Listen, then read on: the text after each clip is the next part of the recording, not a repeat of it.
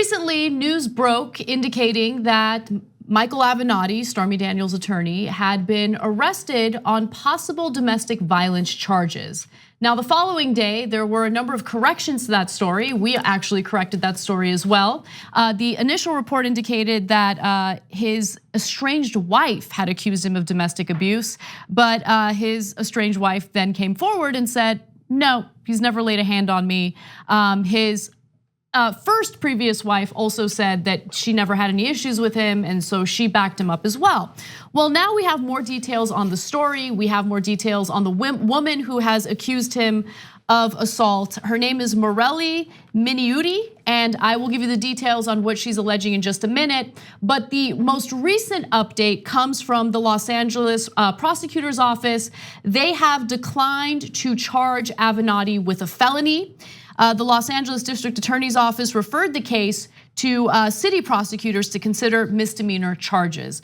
Now, the accusations against him are serious, and if there were enough evidence to prosecute him criminally, prosecutors would do so. They would go after him with criminal charges, but it appears that they do not have enough evidence to do that. Now, I'm uncertain as to whether or not the city prosecutors are going to consider the misdemeanor charges, but that's where we're at the moment. So, look, when the first news item comes out, everybody's concerned. Second day, we realize that TMZ put it out. And TMZ is a friend of Donald Trump, Harvey Levin, who runs it, is big buddies with Donald Trump. It's filled with inaccuracies. You go, wait, that's questionable. Then Jacob Wall, a right-wing troll, jumps in and says, hey, his group basically strikes again. So if that guy's involved, that's super questionable. We don't know exactly how he's involved, but he's bragging about getting Avenatti. So that makes it a lot more suspicious.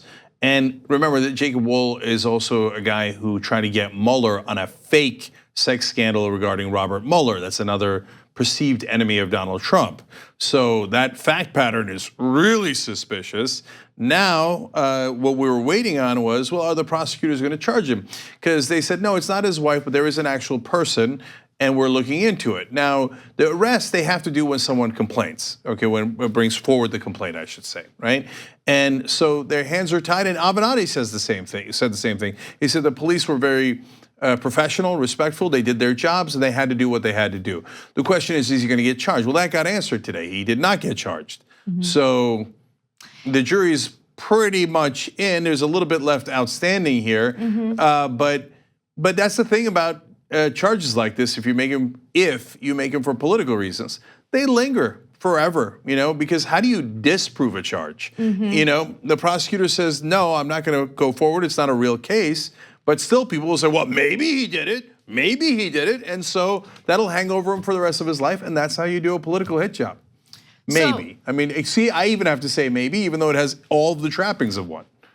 So Avenatti responded to the Los Angeles prosecutor's office and how they've decided to, or how they've declined to press charges. He said the following via Twitter: I'm thankful that the Los Angeles County District Attorney's Office has rejected filing any charges against me after a fair, careful, and thorough investigation. I have maintained my innocence since the moment of my arrest. Now, Avenatti maintains that this is political intimidation because he has aggressively gone after Donald Trump. In fact, I would argue he's the only person who can beat Trump at his own cable news trolling game. And I think that really gets under Trump's skin. So I think that there is some merit to that argument. He also says, full steam ahead, I'm immediately focusing on holding Donald Trump and his unethical cronies like Jacob Wall accountable for their cowardly acts and efforts to intimidate innocent people who believe in the rule of law. Join me. And then he started something known as Fight Pack, thefightpack.org. So I just got breaking news. So we do the show live every day, 6 to 8 p.m. Eastern on tyt.com/live, so sometimes we'll get breaking news in the middle of the show. Avenatti has just also tweeted, "I'm still waiting for apologies from TMZ for their demonstrably false article from last Wednesday, false on at least 9 key quote-unquote facts, including that I beat a woman in her face." We're gonna get to that in a second. "I'm also waiting on apologies from all the other news organizations that quoted from the story because they are lazy." Now, Avenatti did tweet out our coverage when we corrected the story and said that in fact, explained Jacob Wall's seedy history, Harvey Levin's history with Donald Trump, and he made a positive reference to that because we actually do our homework. Right, and I want to also be clear, like when we originally did the story, I wouldn't say that we were being lazy because that's literally the last thing that I would consider myself and you. But the reason why you have to make a split-second decision when news breaks during our live show. And I felt as though if we didn't cover that story, it would appear that we have a bias that would give someone on the left a pass if they're accused of a serious allegation. And so I probably should have waited in that case, but we did correct the story the next day. And I do apologize for, unfortunately, sharing what TMZ had reported initially. But you see, the fake news people, the right wingers who do actually spread fake news, real fake news. It's a funny phrase, but Donald Trump greatly benefited during the campaign, and he then ironically turned around and claimed the real news was fake. Anyway, the people who spread the fake news, they know that journalists and even groups like us, we do the news and then we tell you our perspective on it. We're home of progressives, we don't hide that at all.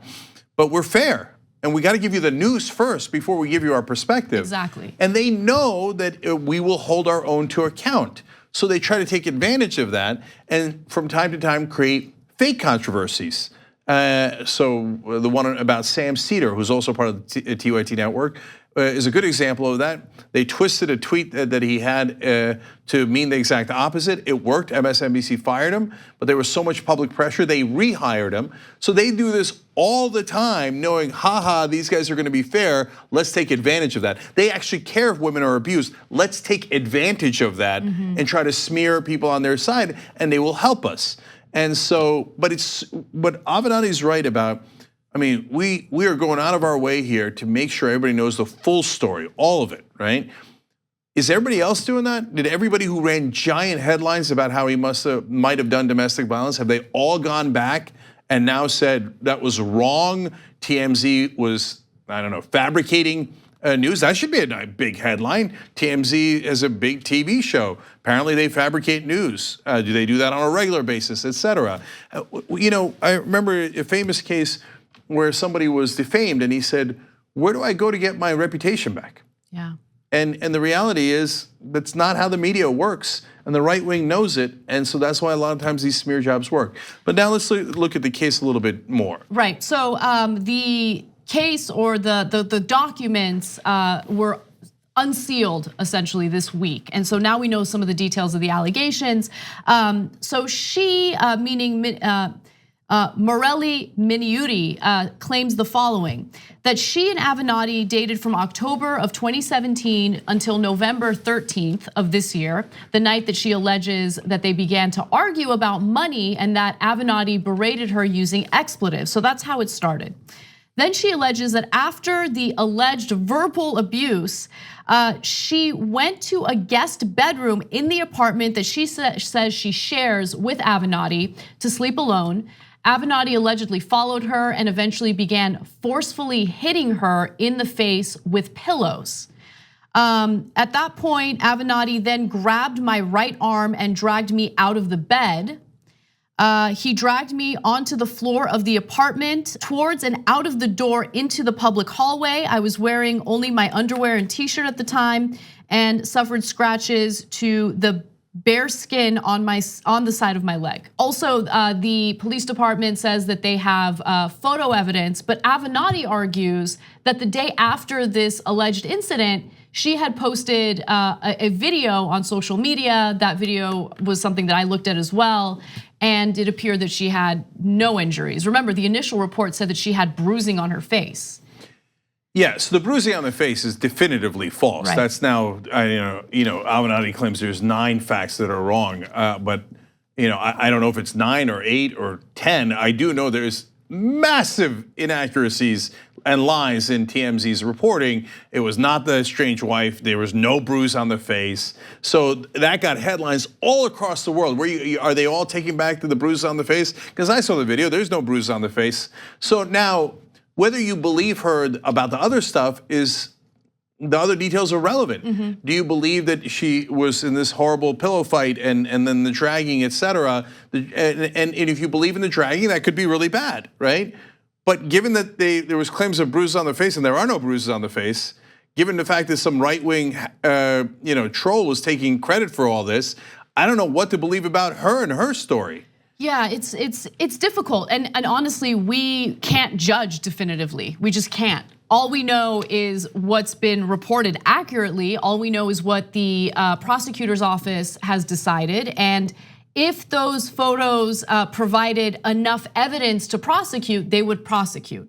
One final part of this that I thought was fascinating, and this is based on the court documents. This is based on what she has said and what she swears by. Avenatti, she wrote, has a history of being very verbally abusive and financially controlling toward me, adding that he has, quote, made promises to take care of me financially and sometimes fails to follow through. That's not a thing. That's not abuse. Okay, that's saying I want money and I want it now, and I'm gonna get you arrested if you don't give me money. Look, I'm not saying you read the quote, you could interpret it any way you like, but first of all, verbally abusive. That could be psychologically damaging and terrible, and you shouldn't do that, et cetera, et cetera. But that is not something that gets people arrested. That's not a thing that's not a crime to be quote unquote verbally abusive. And then what? I wanted money and he didn't give it to me, and I'm not married to him. And well, why didn't he be my sugar daddy more? She says sometimes he doesn't follow through. Oftentimes he does, but sometimes when I demand money, he doesn't give it to me. That is not domestic violence. And equating that to domestic violence is gross. And look, so this person is, based on her own statements and on the track record we're seeing here, super questionable. And look, people have suffered terrible domestic violence in this country. And when you do this and then the right wing laughs and brags about how they're involved in this effort to get one of Trump's opponents, and your charge against Avenatti is partly, well, he was verbally abusive to me, he yelled at me once, and he followed me into a room in his own house, yelled at me, and then wouldn't give me the money that I thought I was owed as his girlfriend. So those parts of her allegations are not crimes, we know that. But whether or not he put his hands on her, that is relevant. That is something that investigators should be looking into. But of course, but that's the thing. Since they have no principles and no scruples and no ethics, they can do this all day long to their political opponents. Hey, there's a charge. There's a charge. You have to take it seriously. And everybody has to say 50-50 chance that Avenatti is this terrible person who commits domestic violence, right? Everybody has to say it. Now, is there any left-wingers going and paying people off or whatever is happening to smear right-wingers like that? No, there isn't. There's no equivalent. So it's an uneven playing field where they get to smear the people against Trump, Republicans, whatever, nonstop, every single day, right? And there is no counterattack because we don't want to do that. I would never do that to a right winger because it's morally bankrupt to do that. It is a dishonest, indecent, etc. That's not what we do. Am I willing to fight tough? Are you kidding me? We pummel conservatives and Donald Trump every single day, but we do it verbally. I don't know if they're going to sue us. And we do it based on Okay. substance, on accurate substance. We don't make things up about the other side in order to smear them, right? Like, let's have an actual debate about policy and the consequences of those policies. I mean, those are the days I miss. I feel like we're so far removed from that because now everything is about smear tactics, everything is about slander, everything is about character assassination. And all it does is distract us from policy and the things that really matter.